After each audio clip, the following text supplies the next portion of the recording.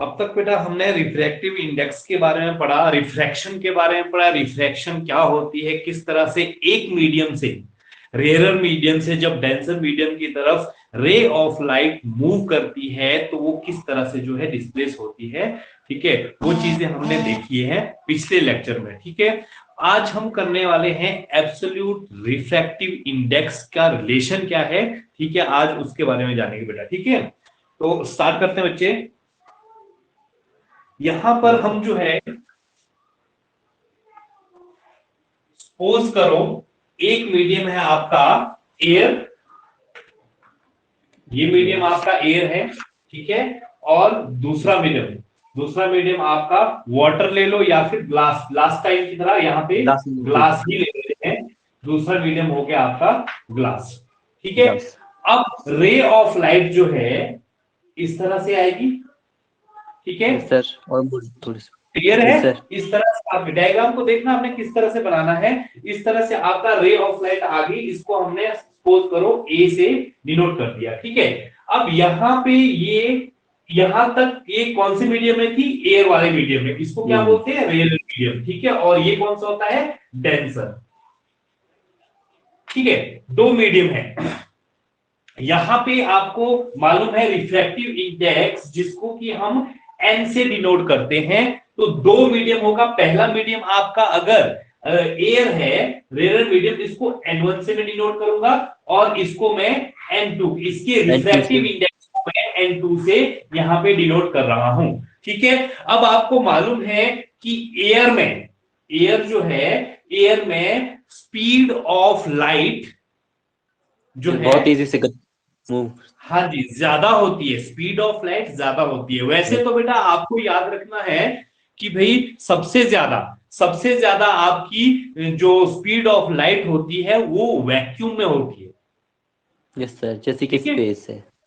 हाँ जी, वैक्यूम माने जैसे कोई एक रूम है, उसमें से आप एयर को भी बाहर निकाल दो, उसमें कुछ नहीं है, एयर भी नहीं होना चाहिए, उसको बोलेंगे वैक्यूम। ठीक है, तो सबसे ज्यादा जो स्पीड आपकी लाइट की होगी वो वैक्यूम में होती है। ठीक है, ये आपको, और वैक्यूम में जो है लाइट ऑफ स्पीड जो है हम वी से बेटा स्पीड ऑफ लाइट को वी से डिनोट करते हैं।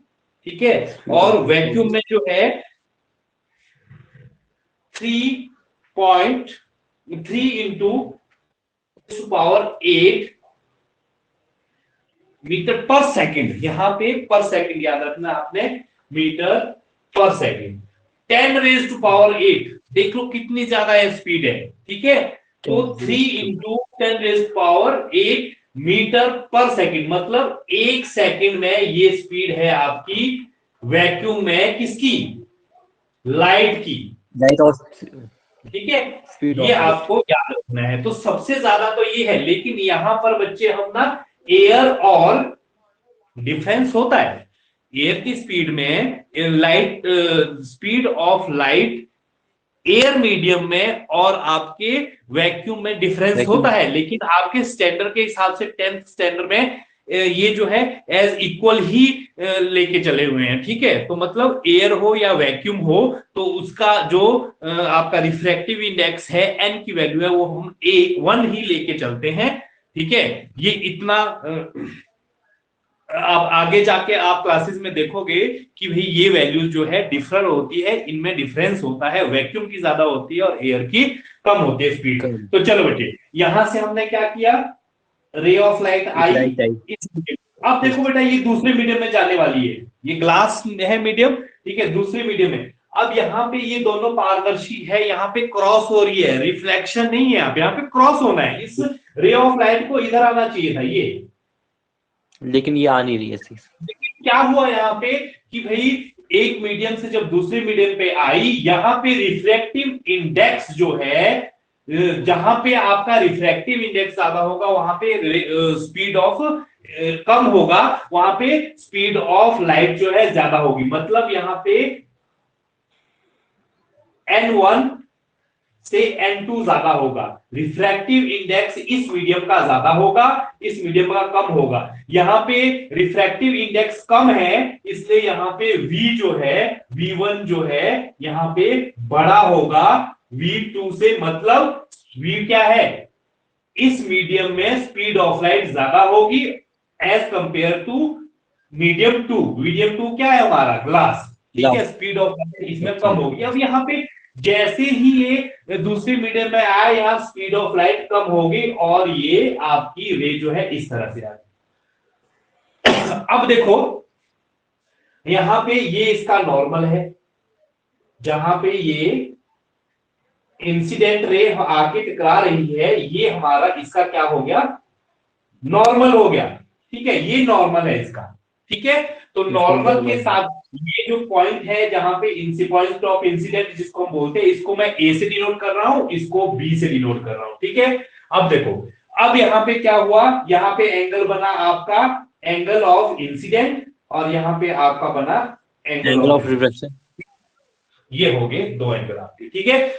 अब ये चीज, ये डायग्राम मैं आपको पहले भी बता चुका हूं, ठीक है।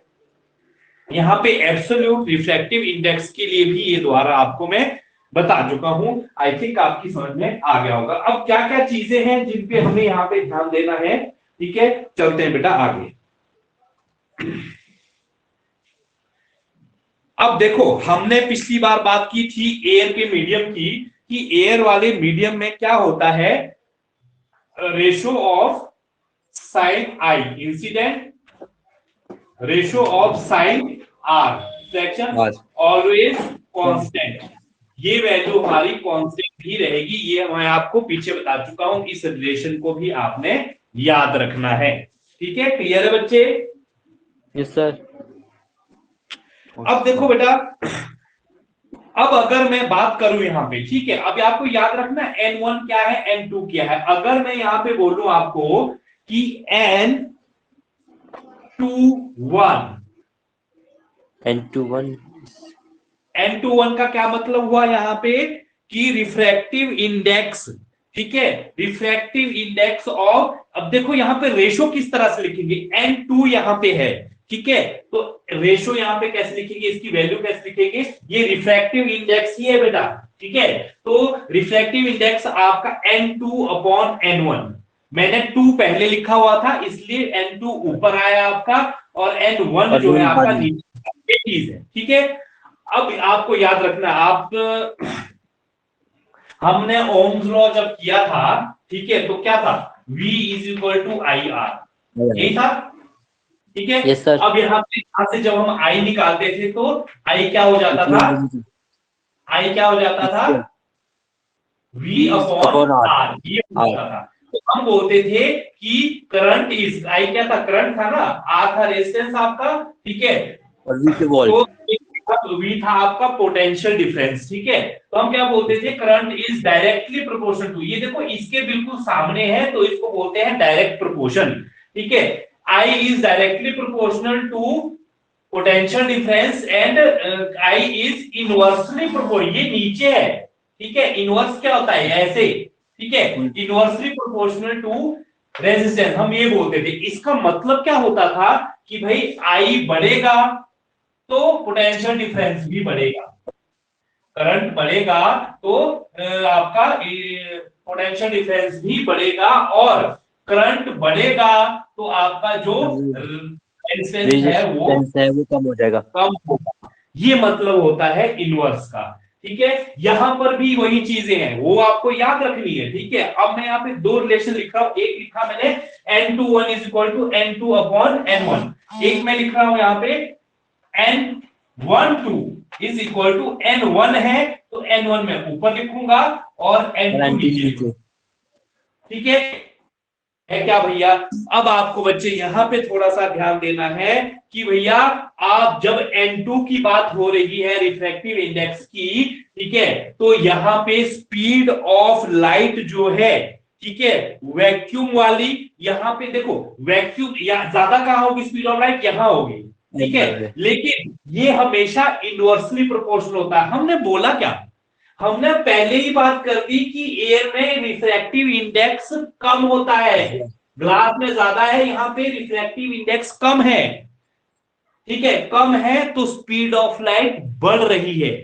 मतलब क्या हुआ, उल्टा नहीं हो गया, इनवर्स नहीं हो रहा है, इनवर्स हो रहा है तो यही रिलेशनशिप है इसका। ठीक है, इनवर्स मतलब इसके ऑपोजिट आना चाहिए, सामने नहीं आना चाहिए। क्लियर है? Opposite answer. ठीक है, हम यहाँ पर क्या लिख सकते हैं? ठीक है, N2 के सामने मैं क्या लिखूंगा?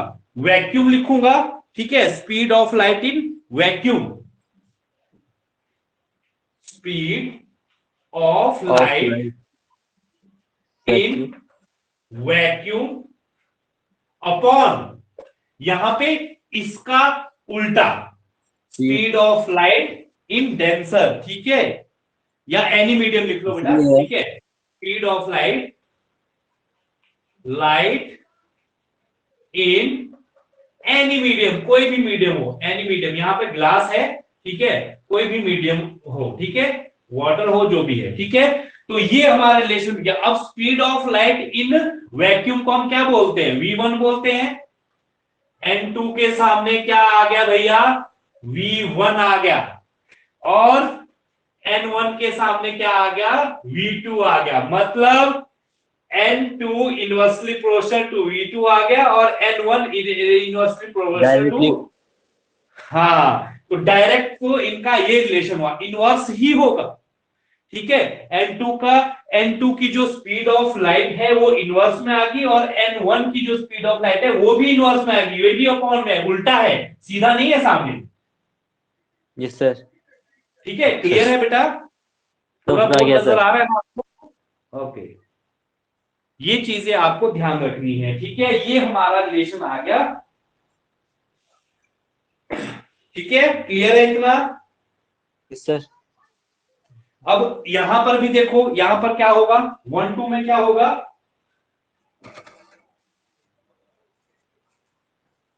1 2 में अगर मैं यहां पे लिखूं 1 2, ठीक है, 2 1 में हमारा ये हो गया। ठीक है, अगर मैं 1 2 लिखूं तो इसका उल्टा हो जाएगा बच्चे यहाँ पे।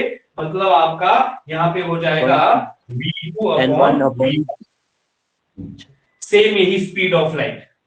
ठीक है, यहां पर क्या हुआ? स्पीड ऑफ लाइट है ना, इन वो क्या बोलते हैं, इन एनी मीडियम। ठीक है ना, तो ये रिलेशनशिप ये हो गए। इसको आप जो है ए मान लो या बी मान लो, इसको ए मान लो। ठीक है, ए बी या बी ए, जो भी मानना है। ये हमारे दो रिलेशन हो गए यहाँ पे। ठीक है, ध्यान देना है बेटा इस चीज पे, बहुत ज्यादा इंपॉर्टेंट है ये। ठीक है जी। Yes sir. अब याद रखना है बच्चे आपको, यहां पे मैंने कहा आपको कि वैक्यूम में जब जो आपका रिफ्रैक्टिव इंडेक्स होता है, वैक्यूम में जो आपका रिफ्रैक्टिव इंडेक्स होता है उसकी वैल्यू 1 होती है। वैक्यूम और एयर का हम यहाँ पे 10th स्टैंडर्ड में हम सेम वैल्यू लेके चल रहे हैं। वो लेके चल रहे हैं n इज इक्वल टू 1। तो वैक्यूम की बात हो रही है ओनली। ठीक है, इसकी वैल्यू मैं 1 लेके चल रहा हूं। तो अब आप देखो यहाँ पे, ठीक है, यहाँ पे रिफ्रैक्टिव इंडेक्स अगर मैं एयर का कौन सा है, ये है। ठीक है, तो मैं यहाँ पे क्या लिख सकता हूं? N21, ठीक है, is equal to N2 upon 1। n की वैल्यू मैंने 1 डाल दी है, क्योंकि यहाँ पे बात की जा रही है वैक्यूम और एयर की। उसकी वैल्यू हमने बोला, अज्यूम किया कि 1 है, अज्यूम किया कि 1 है। ठीक है, तो ये क्या हो जाएगा आपका? V1 upon V2।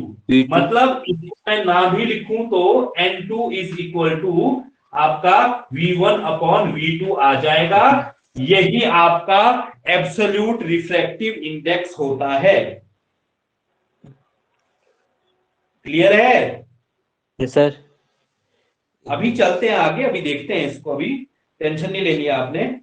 ठीक है, इस N2 को मैं क्या बोल रहा हूं बेटा, याद रखना है आपको,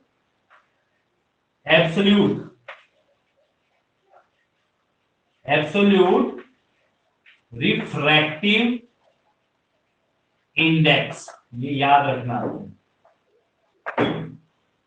अगर आपसे पूछा जाए what do you mean by absolute refractive index, तो आप क्या बोलोगे यहाँ पे बच्चे कि भाई speed ratio, absolute refractive index is a ratio of, ठीक है, रेशियो ऑफ क्या है? V1 क्या है? Speed of light in vacuum and with respect to speed of light in any medium।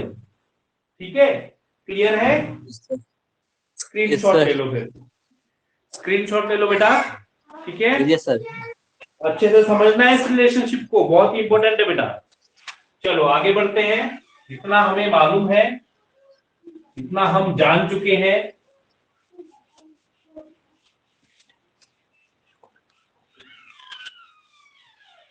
यही हमारा आज का लेक्चर था कि रिफ्रैक्टिव इंडेक्स जो है आपका, एब्सोल्यूट रिफ्रैक्टिव इंडेक्स क्या होता है। अब बेटा मैं इसको जो है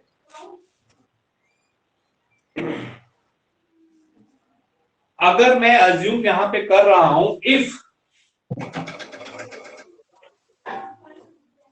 speed of light in air and vacuum, दो चीजें थी ना, एक तो speed of light in air और वैक्यूम, क्योंकि एयर और वैक्यूम क्यों बोल रहे हैं, दोनों को सेम सेम लेके चल रहे हैं, वैल्यू ले रहे हैं यहां पे। तो if speed of light in air और वैक्यूम, अब एयर और वैक्यूम में अगर स्पीड ऑफ लाइट को मैं c से डिनोट कर दूं, ठीक है, और speed of light in any medium, हम बोलते हैं v1 पहला मीडियम, v2 दूसरा मीडियम, तो किसी भी मीडियम की बात करें, कोई भी मीडियम हो सकता है, वाटर हो सकता है, ठीक है, एयर वैक्यूम को छोड़ के ग्लास हो सकता है, कुछ भी हो सकता है वो मीडियम, उसको हम v से डिनोट करें अगर, ठीक है। And if speed of light in any medium अगर हम उसको v से डिनोट करें, तो वो जो अभी अभी रिलेशन हमने लिखा था, क्या लिखा था बच्चे, n2 is equal to v1 upon v2, ऐसे लिखा था। Yes sir. तो वो रिलेशन क्या हो जाएगा, एंड वो क्या हो जाएगा ये relation, N2 is equal to, vacuum के लिए क्या किया हमने, ये था वैक्यूम वाला, ये था एनी मीडियम वाला, ठीक है, तो उसके लिए V लिख लेंगे, सॉरी C लिख लेंगे, और नीचे वाला V आ जाएगा, C अपॉन V। इस रिलेशन को आपको हमेशा याद रखना है। अब आपको इतना भी याद रखना है कि ये जो रिफ्रैक्टिव इंडेक्स है, ठीक है, इसके नीचे, ठीक है, इसके नीचे जो है आपका रिफ्रैक्टिव इंडेक्स, ये N2 तो है रिफ्रैक्टिव इंडेक्स इन एनी मीडियम है, इसके नीचे रिफ्रैक्टिव इंडेक्स जिसकी वैल्यू हमने 1 लिखी थी, इसके नीचे वो चीज भी है। जब भी आपने इस रिलेशन की थ्योरेटिकल रिप्रेजेंटेशन देनी है, लिखना है, थ्योरी में लिखना है, शब्दों में लिखना है इस रिलेशनशिप, इस रिलेशन को, ठीक है, तो आप इसको भी इंक्लूड कर देंगे, क्योंकि हम लिख नहीं रहे हैं, इसका मतलब ये नहीं कि नहीं है ये, हमने ये बोला था कि भाई एयर और आपका एयर और वैक्यूम में जो रिफ्रैक्टिव इंडेक्स की वैल्यू है वो 1 है, ठीक है, ये हम मान के चले थे, ठीक है, तो वो चल रहा है नीचे, हम लिख नहीं रही, अपॉन में 1 लिखो चाहे ना लिखो, कोई मतलब नहीं है उसका, इसका मतलब ये नहीं कि होता नहीं है। मैथमेटिक्स हमने देखा, हम बोलते हैं कि all real numbers are rational numbers, कैसे वो, कैसे भाई, ठीक है, ये 2 है हमारा, ठीक है, ये हमारा 2 है, हम बोलते हैं कि ये रेशनल नंबर भी है, कैसे, क्योंकि इसके नीचे हम 1 अज्यूम करके चलते हैं।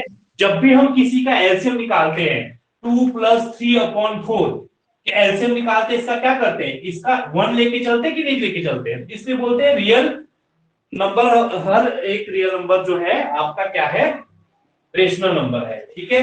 चलो ये चीज आपको समझ में आ जानी है। जब भी हम जो है रिलेशनशिप लिखेंगे तो हम लिख सकते हैं यहाँ पे refractive index of any medium with respect to refractive index of, with respect to refractive index of air or vacuum always is equal to speed of light in vacuum with respect to speed of light in medium, कुछ भी हो सकता है।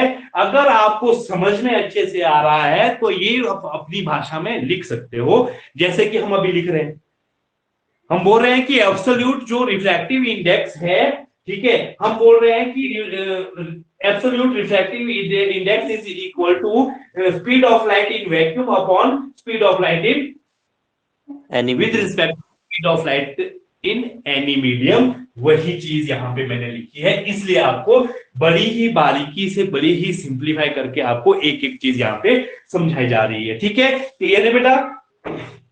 Yes sir. Okay, चलो ये आ गया आपका absolute refractive index. Okay, yes sir. यही चीजें हैं बेटा, ये आपको ध्यान रखनी है। ठीक है, और यहां पे बेटा देखो, यहां पे मैं एनी मीडियम की अगर बात करूं, यहां पे N2 क्या है? रिफ्रैक्टिव इंडेक्स इन एनी मीडियम है ना। यहां तो हमने N2 ग्लास लिया था, वाटर भी हो सकता है, कुछ भी हो सकता है। अगर आप एनी मीडियम का रिलेशन लिखोगे तो आप कैसे लिख सकते हो? एन या रिफ्रैक्टिव इंडेक्स ही लिखना है, ठीक है, तो आप NM लिख सकते हो। ठीक है, इस तरह से NM, refractive index of any medium in any medium. ठीक है, क्या लिखोगे? C/V। या फिर अगर हम बात कर रहे हैं वाटर की, अगर हम बात कर रहे हैं वाटर की, तो मैं क्या लिखूंगा? रिफ्रैक्टिव इंडेक्स को हम N से डिनोट करते हैं, वाटर को W से, NW लिख लेंगे। ठीक है, और इसकी वैल्यू मैं आपको बताना चाहूंगा बेटा। ठीक है, वाटर की speed of light in air और वैक्यूम C और any medium is equal to कितना होता है ये वैल्यू? ये आपको याद रखना है 1.33। ये आपकी 1.33 होती है। ये वाटर की भी आपको बता दी। Yes sir. याद रखना है आपको। अगर किसी एनी मीडियम की बात है तो NM is equal to C/V लिख लो आप। ये ठीक है, refractive index of any medium. ठीक है, अगर रिफ्रैक्टिव इंडेक्स ऑफ वाटर आप निकाल रहे हो, वो भी यही होगा, 1.33 होगा। ठीक है, ये आपको याद रखना है बेटा। ठीक है, अभी ये C/V यहां पे क्या है? C क्या है? Refractive index. लिखो बेटा, index of light, sorry speed of light, मैं रिफ्रैक्टिव इंडेक्स लिख रहा हूं, स्पीड ऑफ लाइट लिखना है मुझे। C यहां पे क्या है? नजर आ रहा है आपको बोर्ड?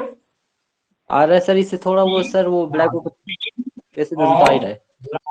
लाइट इन वैक्यूम और एयर। ठीक है, V/A लिख लिया मैंने यहां। ठीक है, और अपॉन में V क्या है यहाँ पे? Speed of light, speed of light in any medium.